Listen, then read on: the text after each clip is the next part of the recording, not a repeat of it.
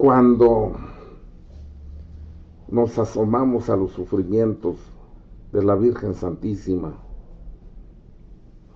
los esperaba, los conocía, sabía que desde que dio el fiat, conociendo bien la Escritura y todo lo que en ella se habla sobre el sufrimiento de ese Dios hombre que viene a redimirnos, sabía también el papel de sufrimiento de ella.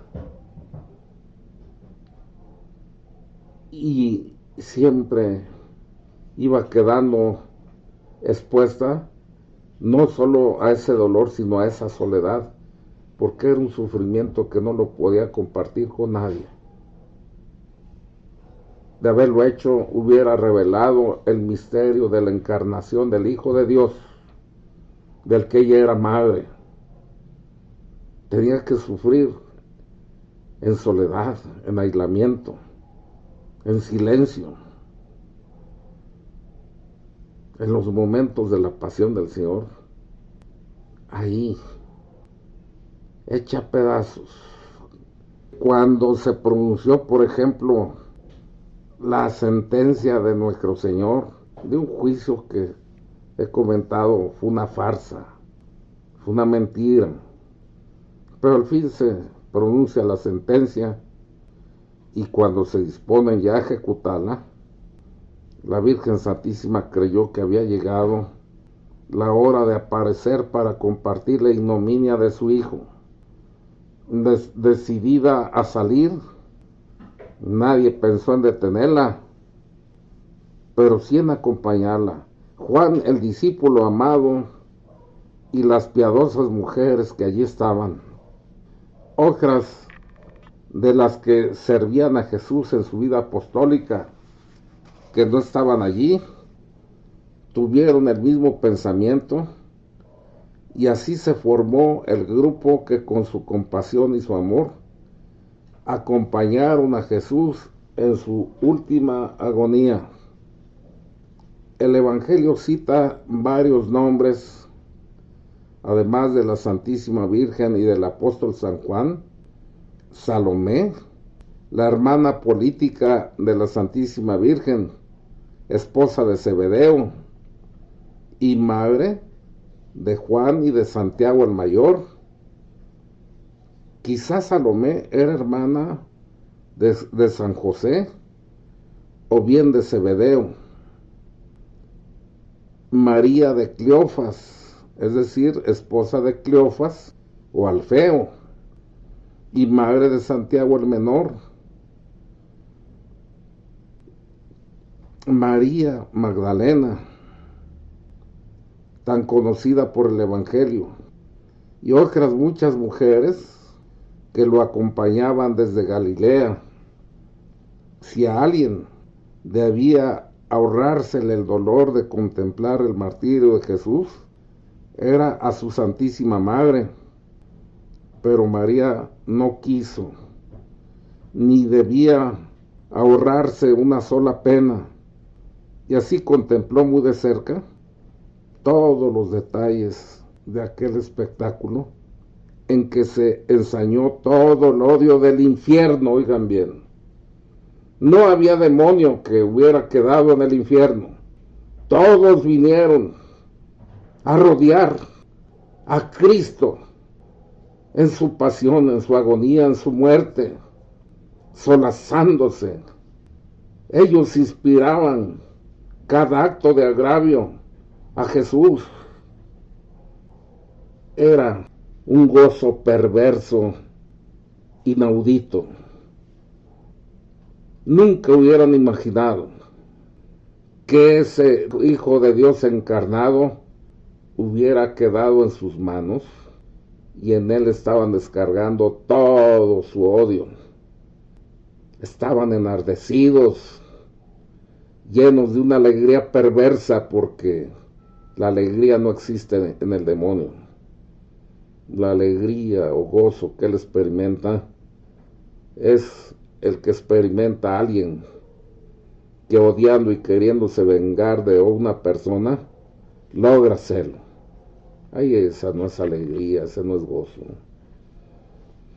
Esa es un remedio de alegría y de gozo, pero es el que experimentaban los demonios en ese momento.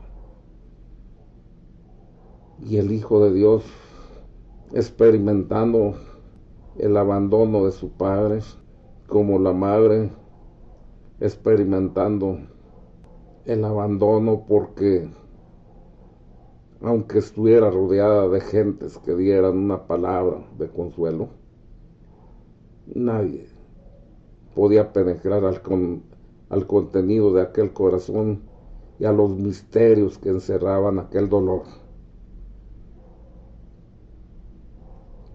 Todo el odio del infierno ahí, y también todo el rigor de la justicia divina. Si el demonio actuaba es porque la justicia divina lo permitía, para mayor purificación y realizar la redención de la humanidad. Así de asqueroso es el pecado, que la misma justicia divina exigía un sufrimiento del Redentor de ese tamaño, y el que sufría, el Hijo del Eterno Padre, que por amor al mundo había enviado al único Hijo sustancial, consubstancial, al único Hijo que comparte su naturaleza divina. Tanto amó Dios al mundo que mandó a su unigénito para que el mundo tuviera vida.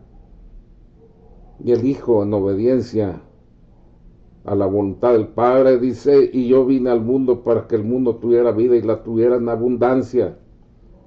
De la justicia divina, ahí exhibiendo el rigor de lo que se exigía por el pecado del hombre, en aquel que se hizo todo pecado, el Cordero de Dios que quita el pecado del mundo.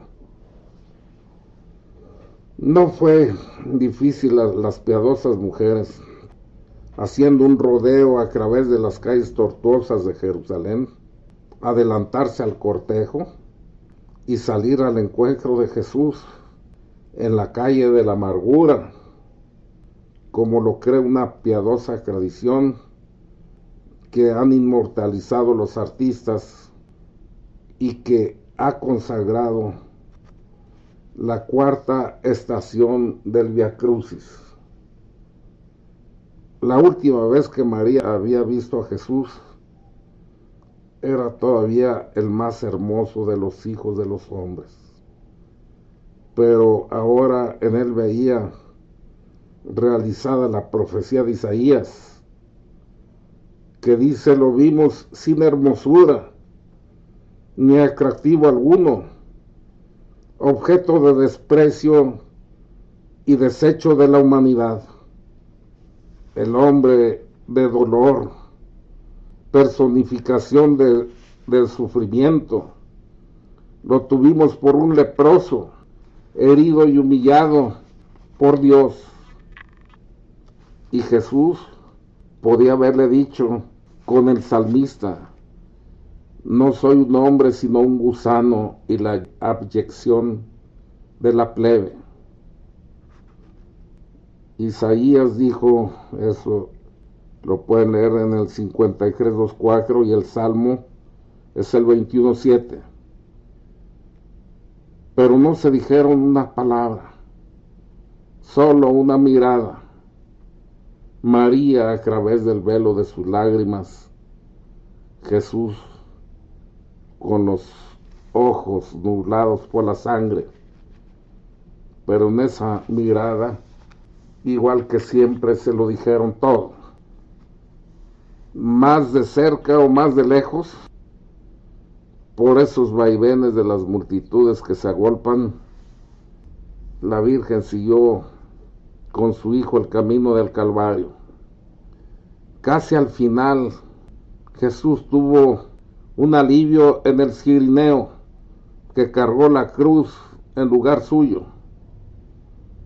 María no tuvo ningún cirineo, hermanos. Ella sola llevó sobre su corazón el peso de la cruz y el más abrumador aún de los sufrimientos íntimos de su Hijo. Así llegaron al Calvario.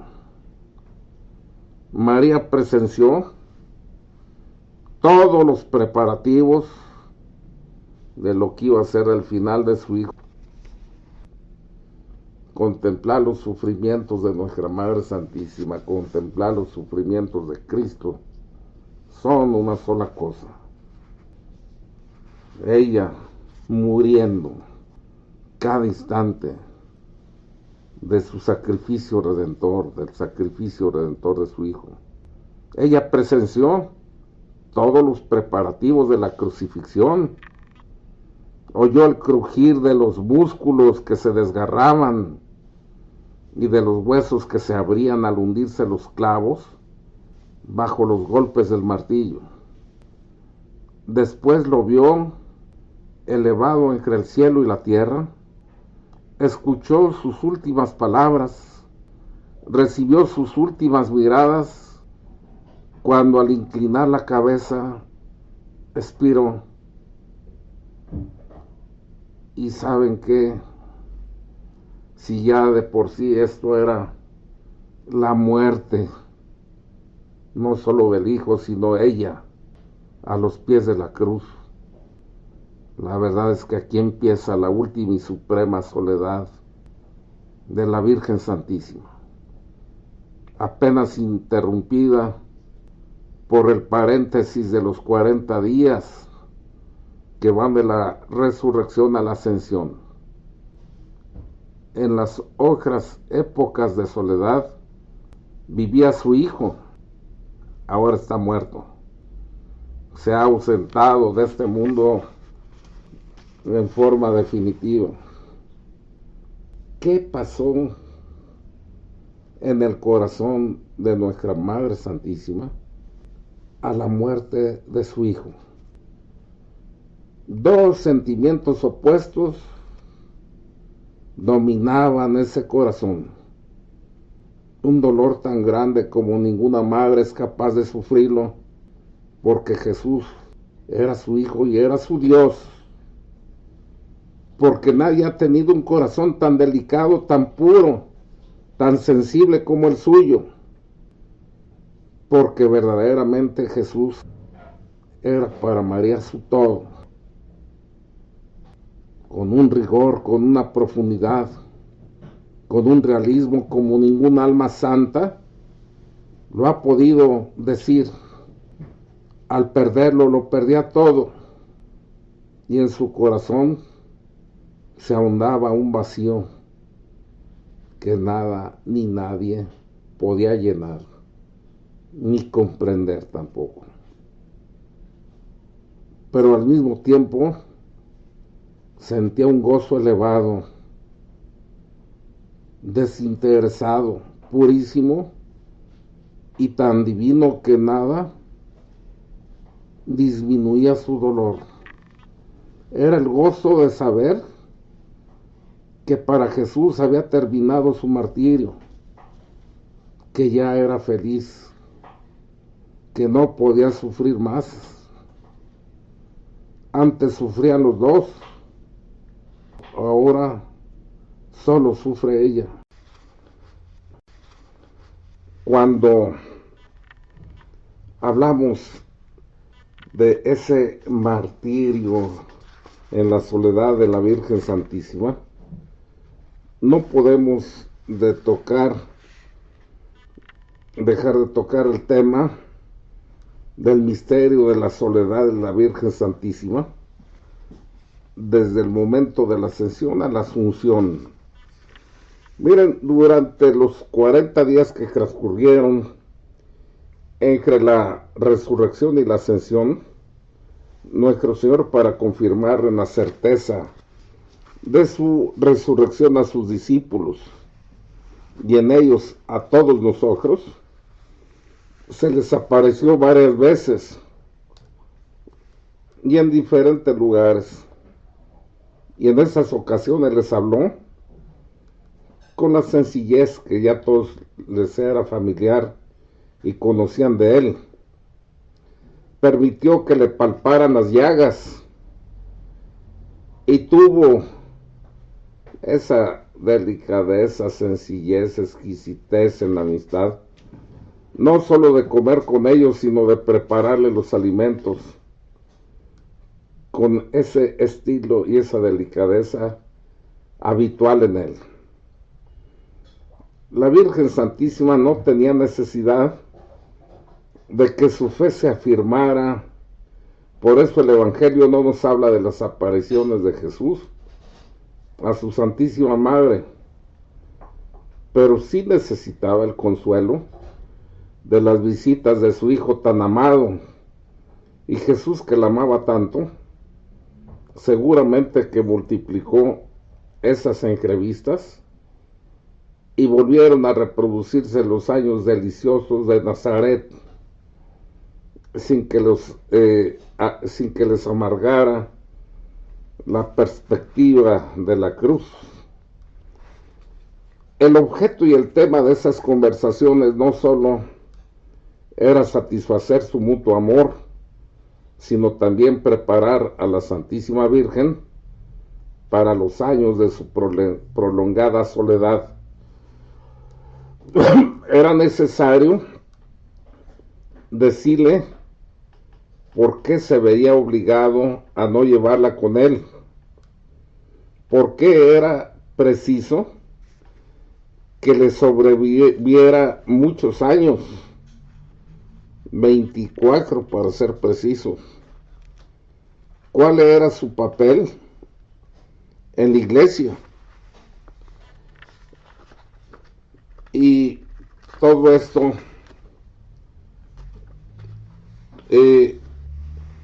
para que ella conociera la misión que debía cumplir en ese último periodo de su vida. La Virgen Santísima, al ser constituida Madre de Jesús, en el misterio de la Encarnación, fue también de toda la humanidad regenerada e incorporada a Cristo por el misterio de la redención y de la justificación. Esa doble maternidad tan inseparable una de otra, tan unida a las dos, que debemos considerarlas como una sola y única, fue una maternidad de dolor. ¿Cuánto sufrió por ser madre de Cristo? ¿Cuánto sufrió con Jesús por todos los hombres para cooperar con él a la redención de la humanidad? Pero en adelante ya no iba a sufrir por los sufrimientos de Jesús, puesto que la bienaventuranza había invadido toda el alma de su Hijo y había glorificado su cuerpo mismo. No iba a sufrir por el Cristo del cielo, sino por los Cristos de la tierra. Era preciso seguir de pie junto a la nueva cruz, donde se iba a crucificar a la iglesia. El papel de la Virgen no era predicar el Evangelio como los apóstoles, a quienes Cristo les dijo: vayan y enseñen a todas las naciones, en San Mateo 28:19. Su misión no era presidir la iglesia, poder que Cristo confirió a San Pedro y a sus sucesores. No debía ejercer ningún poder jerárquico ni sacramental, porque nunca recibió las órdenes sagradas. Entonces, ¿cuál era su misión? Pues una sola: sufrir. Para eso la dejó Jesús sobre la tierra. Eso, qué enseñanza para nosotros, cuando de cualquier dolor y cosas que nos suceden en la vida trágicas, ponemos en lo alto nuestra protesta, nuestra queja, sin entender. Miren, a su madre no le escatimaba el Señor, ningún sufrimiento, porque en esto le manifestaba el amor, porque la quería hasta la cúspide de los cielos. Y a nosotros también. Por eso las pruebas y sufrimientos que luego nosotros desechamos con ingratitud, torpeza y ceguera. Hay en estas meditaciones que aprender que el amor sublime, infinito,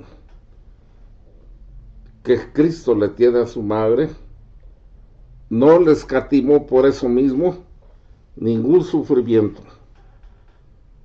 Para eso la dejó Jesús sobre la tierra. Miren qué misión tan humilde, oculta, callada, como convenía a ella, pero eficacísima y fecunda.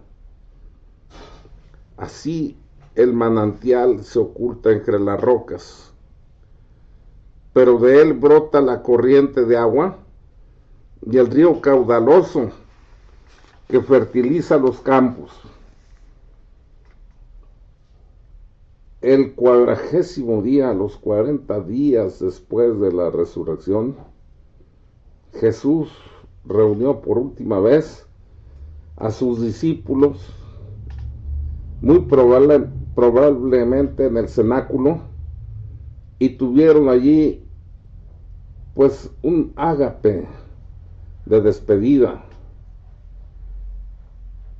No solo estaban los 11 apóstoles, sino otros discípulos, las piadosas mujeres que siempre lo acompañaron, y sobre todo, ¿cómo podía faltar la Virgen Santísima siendo su madre?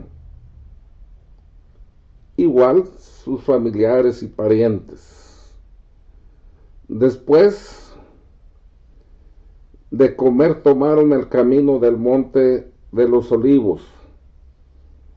Tanto durante la comida como a lo largo del camino y en la cumbre misma del monte, Jesús no hacía sino que instruirlos acerca del reino de Dios, como lo había hecho durante toda su vida apostólica, y más aún en los últimos 40 días. Eran ya los momentos de hacer una síntesis de todas las enseñanzas, para que al partir quedaran con un recuerdo vivo de todo lo que les había pedido y enseñado. O sea que resume él, antes de terminar su peregrinación terrena, en unas cuantas palabras todo el programa de la Iglesia en el curso de los siglos y hasta el final de los tiempos. Reciban la virtud del Espíritu Santo, que descenderá sobre ustedes, y serán mis testigos en Jerusalén, en toda Judea y Samaria, y hasta los confines de la tierra. Después, ante la mirada atónita de los discípulos, se fue elevando el Señor